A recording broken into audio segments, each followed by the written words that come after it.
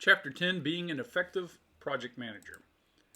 So we've been doing parallel activities here in our project management. It's no different than in these lectures. However, we have to kind of go in order in the lectures. So we're hopping over into a parallel activity here from organization in terms of how to be an effective project manager. And then we'll talk about teams and outsourcing, and then merge back in on the same vein that we were previously with monitoring the progress of the project, and then head towards semester's end. So let's get started with being an effective project manager. Well, managing and leading are two different things. So when you look at managing versus leading a project, there's some things you need to consider. First of all, let's talk about what managing is. Managing is all about coping with complexity. You formulate plans and objectives, monitor results, take corrective action, expedite activities, solve technical problems, serve as a peacemaker, make trade-offs among time and cost and project scope. Now, leading is a little deeper than that. That's coping with change. Instead of coping with complexity, you're coping with change. Leaders recognize the need to change to keep the project on track. They initiate the change. They provide direction and motivation. They innovate and adapt as necessary and integrate assigned resources. Now, big part of leading a project is you have to engage the project stakeholders. Stakeholders are people and organizations that are actively involved in the project or whose interests may be positively or negatively affected by the project. There are some project management maxims you have to remember here. You can't do it all and get it all done. You need a team. Leaders need to be careful of how much hands-on work, because hands-on work is not the same thing as leading. Projects usually involve a vast web of relationships in a network.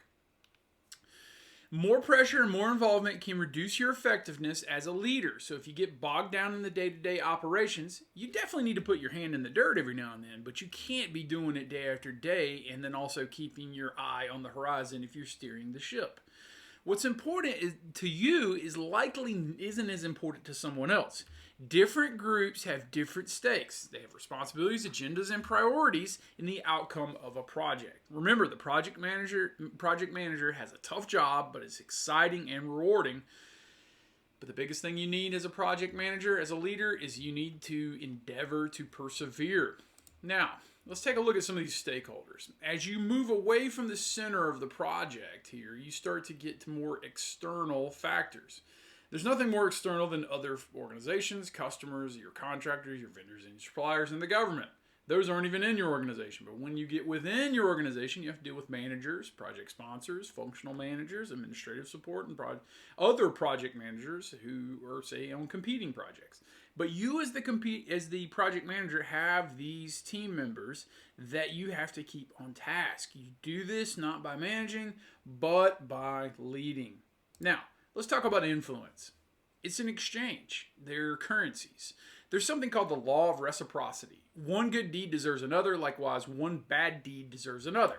So let's look at this project manager and their relationship with this other project manager who has a network just like this way over here.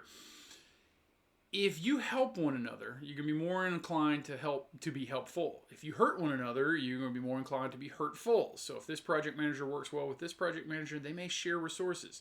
If they see themselves as rivals, they won't. So there's some reciprocity there. Quid pro quo, mutual exchange of resources and services that build relationships. You scratch my back and I'll scratch yours. This can be even within your team, that you work with your team member who may be a single parent and has challenges picking up their kids, that type of thing. They, in turn, then do the extra mile when they're free. Quid pro quo. This type of influence is known as currencies, coined by Cohen and Bradford. Cooperative relationships are built on the exchange of organizational currencies, i.e. favors. So if you're helping people out, they're going to be much more likely to help you.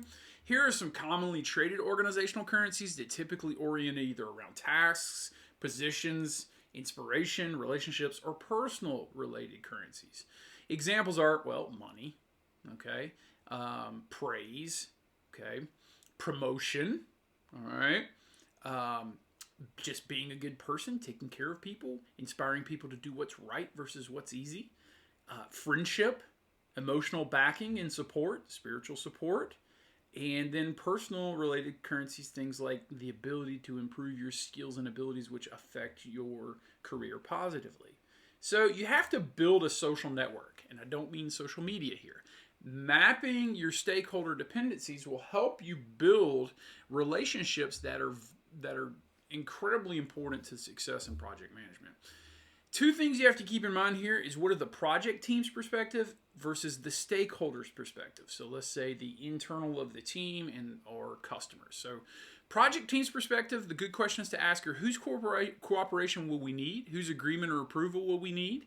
Whose opposition could keep us from accomplishing our project? These are questions you need to ask. Stakeholders' perspective, what differences exist between this team and the people on whom the team depends? How do our stakeholders, let's say customers, view this project? What is the current status of the relationship the team has with its stakeholders? Everybody in this graph. Okay. What sources of influence does the team have relative to stakeholders on whom the team depends? So, are you a good teammate? Are you helpful? Are you building these organizational currencies that can one day be cashed in for success on your project? These are things you have to keep in mind, especially in a group project. You have to make sure that you're taking care of your people within your group, because if they like you as a leader or they like you as a team member, they're going to want to work with you in the future, and it will build your network moving forward. Now, in the reading, again, this is a 30,000 foot view. In the reading, they give the example of financial software installation. Keep in mind, this is an oversimplification of this graph here, whereas the more external things are further out. These are internal and external. You have this installation project, the software installation project, which you have dependencies inside the organization in terms of your IT director and manager, your shipping, your management, inventory and purchasing and billing and receipts. But you also have external vendors like the software vendor. You have to be mindful of all these people who help you get the job done and how you treat them. You will build currency. One of my favorite concepts in management is management by wandering around. It's called MBWA. Management by wandering around involves managers spending the majority of their time outside their offices in order to have face-to-face interactions with employees, building cooperative relationships. These relationships should be built before they are needed. That's called building culture, and culture is very important. Team members will work harder for their leaders if they know that their leader is trustworthy, and trust is a two-way street there now. They have to do a good job and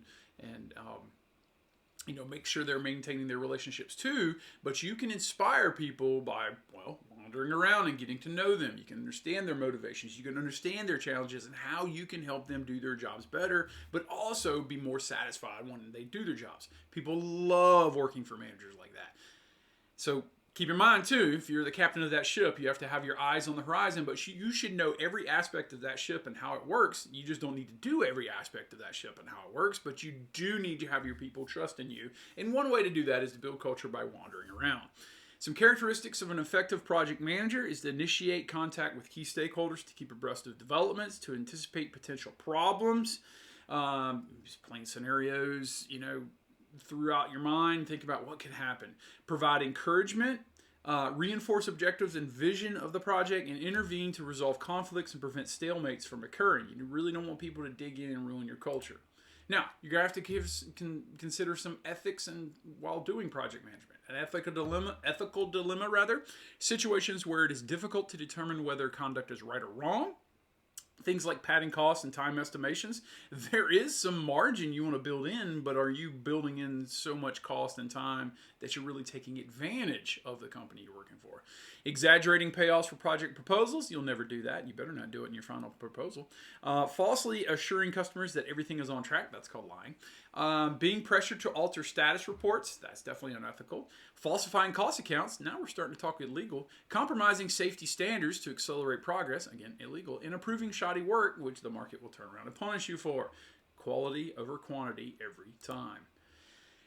Now, if you do these types of things, you may not build trust, but trust is amazing, and it takes a long time to build and a very short time to lose. But if you want to have influence, build trust. Trust is an elusive concept. It's a function of character, personal motives, and competence, skills necessary to realize those motives. And it's sustained through frequent face-to-face contact, that wandering around, right? The core of highly effective people is character ethic. That comes directly from Stephen Covey in the 7 Habits of Highly Effective People. Consistency means it's more predictable. People like a consistent environment in your team. Openness, more receptive to others. That means a two-way street. You're open and they're open.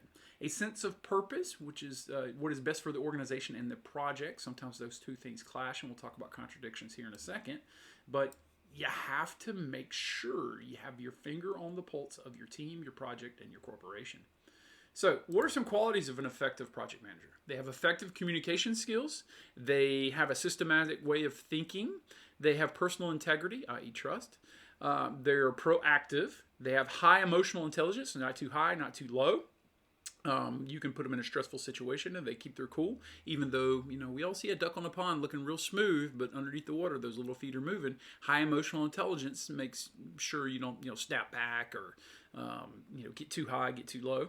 They have a general business perspective, which is a lot of your educational process right now is gaining a general business perspective. They're effective time managers. That's another thing you do great in college. I don't care your major. You should be working on your time management. And overall, an effective project manager is optimistic. Nobody wants to follow someone who's considered, considerably pessimistic. Oh, this is never going to work out. That's not very inspiring.